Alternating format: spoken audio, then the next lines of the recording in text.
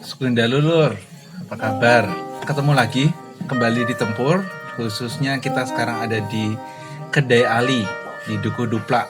Kalau kemarin-kemarin kan udah kita nge-review panggonan yang dimiliki oleh ya generasi yang agak dewasa, agak tua lah gitu. Malam ini kita ngumpul sama pengusaha-pengusaha muda. Kiri saya Mas Teguh punya usaha, itu usaha kopi ya. Yang satu kopi luwak, yang satu lagi kopi petik merah lah. Putih merah, oke, Ya. kopi luwak. Dan juga selain itu Mas Teguh ini bisa dibilang bukan petani tapi pemburu sih, pemburu madu, madu hutan. Nah, jadi madu yang dijual, yang dikemas, jadi kemasan dan dijual oleh Mas Teguh ini bukan madu ternak, bukan madu dari lebah ternak, tapi madu yang benar-benar dari hutan. Terbukti saya konsumsi terus-terusan dan menyehatkan, meningkatkan imunitas. Beneran kok, bukan sekedar promosi, meningkatkan imunitas banget. Di sampingnya Mas Teguh ada Mas Ulum. Dan Mas Ulum ini aktif, saya lihat dia menggunakan media sosial itu banyak.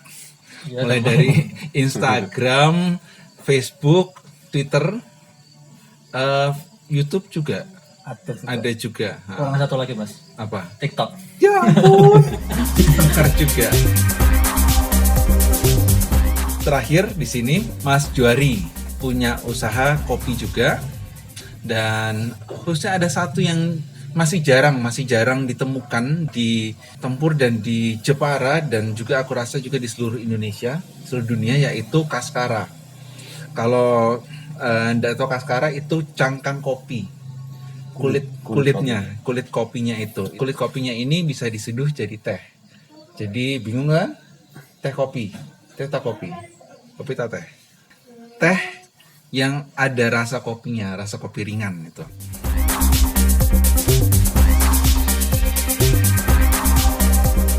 Kopi luwak yang saya produksi dari tahun 2017 nyampe 2020, sekitar 3 tahun lah saya beternak luwak, dan kopinya per tahun paling sekitar 3 kuintal lah. Ada tahun selanjutnya 6 kuintal. Dan tahun berikutnya itu sekitar 7. Selanjutnya untuk madu Pak ya. Madu yang saya ambil, yang saya kemas itu memang asli madu hutan. Madu hutan sendiri banyak jenisnya. Ada apis cerana. Apis cerana itu lebahnya kecil. Apis dorsata, lebahnya agak besar. Klanceng nama ilmiahnya Trigona. Yang banyak itu memang 3 jenis. Trigona, tawon gong itu gong atau apis dorsata, yang satu apis cerana. Habis cerana, dorsata alias gung, sama klanceng Trigona. Nah itu yang bedakan apa tuh rasanya juga? Untuk rasa dari madu tersebut itu memang jenisnya memang rasanya beda-beda, tergantung dari nektar bunga tersebut. Salah satunya bunga kopi, terusan bunga kaliandra. Kalau yang dorsata memang cenderung satu rasa, walaupun dia nektarnya beda-beda.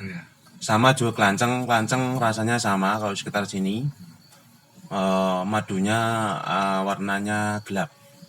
Klanceng gelap ya. Klanceng gelap. Yang agak cair itu yang dorsata kalau nggak salah. Yang cair klanceng. Lebah kan biasanya orang mikirnya ono kembangnya gitu loh. Nah itu kan di bawah batu gitu loh. Sarangnya.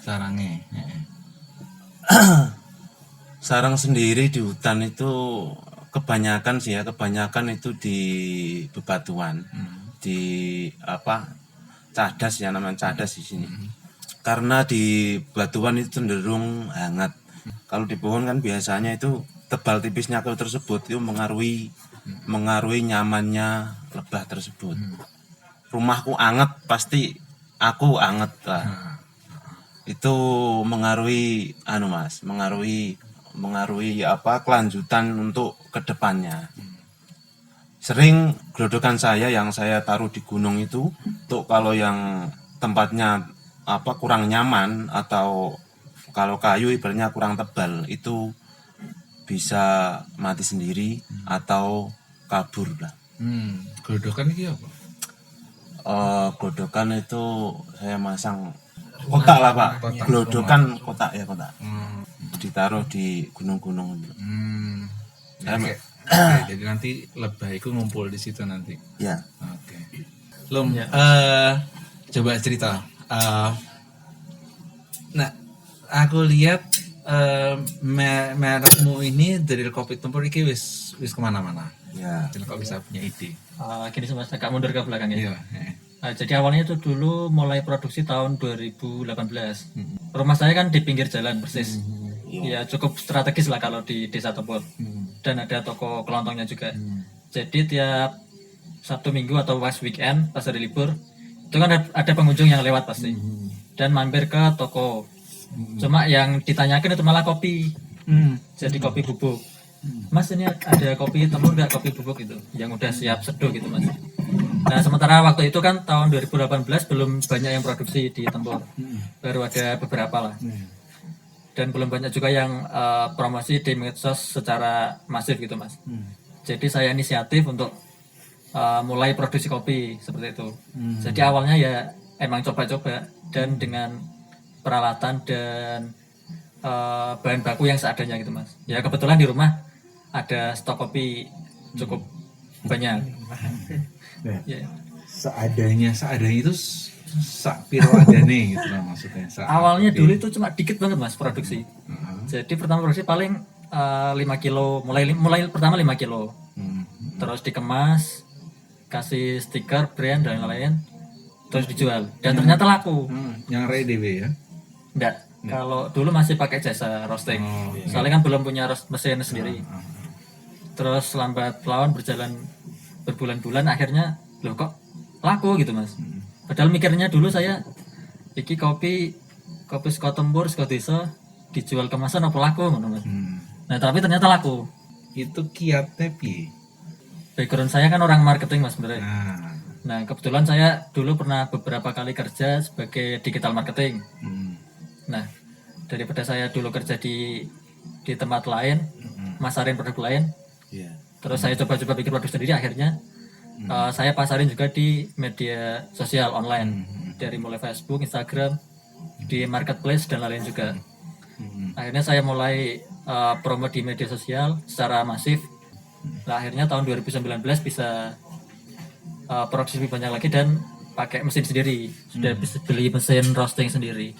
Ibaratnya awareness tentang kopi Tempur di Jepara kan sudah cukup tinggi. Jadi saya fokus di Jepara pakai dengan sistem distributor, reseller seperti itu Mas. Jadi saya yang nyetok ke reseller, ke toko-toko. Nanti saya tinggal promo kopi saya sudah ada di mana aja sih. Jadi orang di sekitar Jepara nyarinya gampang gitu Mas. Bisa kasih tahu di toko mana aja? Daerah Jepara ada yang paling banyak di toko Hufat. Ada satu juga produknya sudah sampai dibawa sampai ke Jakarta, yaitu kaskaranya Mas Juari ini. Itu pertama mah nggak pakai kulit kopi. Pertama kali itu pakai bunga kopi. Itu rasanya kan ada madunya gitu kan, asam pahit, terus ada campuran sama madu gitu. Nah itu nggak bisa bertahan lama, cuma yang bisa bertahan lama hanya kaskaranya doang, yang bunga kopinya nggak bisa tahan lama gitu. Aku sebagai orang awam nih ya, bunga diambil itu masih bisa menghasilkan kopi nggak? Bisa. Masih bisa. Waktu ngambilnya kan pas mau layu kan. Iya, langsung layu. Gitu. Kalau nggak gitu kan pas ngambilnya ada pemangkasan yang ranting-ranting yang udah tua gitu. Kalau masih pada apa itu baru bunga, nah itu yang bikin rusak Mm-mm. kopi. Kasih contoh beberapa. Oh bisa bisa. Nah, bisa tolong diambil.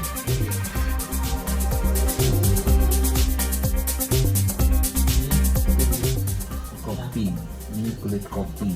Nah sekarang alias kulit kopi. Kaskaranya dari robusta ya. Iya, Arabica. Arabica. Arabica. Arabica. Bukan dari robusta, malah Arabica. Ya dari Arabica. Oh, Kalau oke. dari robusta itu rasanya nggak terlalu enak sih. Hmm. Enakan ke Arabica. Kalau kopinya Teguh sama kopinya Ulum itu mayoritas robusta ya. Iya, tetap robusta. Itu robusta. Luwaknya juga luwak robusta ya. Luwaknya robusta. Luwaknya robusta. Nah itu bukan luwak liar ya. 2017 sampai 18 yang luwak liar itu ada. Saya ngalamin sendiri itu tahun 2020 itu memang nol Pak untuk luwak liar. Drastis hilang-hilangnya itu memang perburuan liar untuk dimakan, bukan untuk dijual, bukan. Perburuan liar itu mengaruhi hasil kopi luwak liar, sangat mengaruhi itu. Lebih baiknya kayaknya di ternak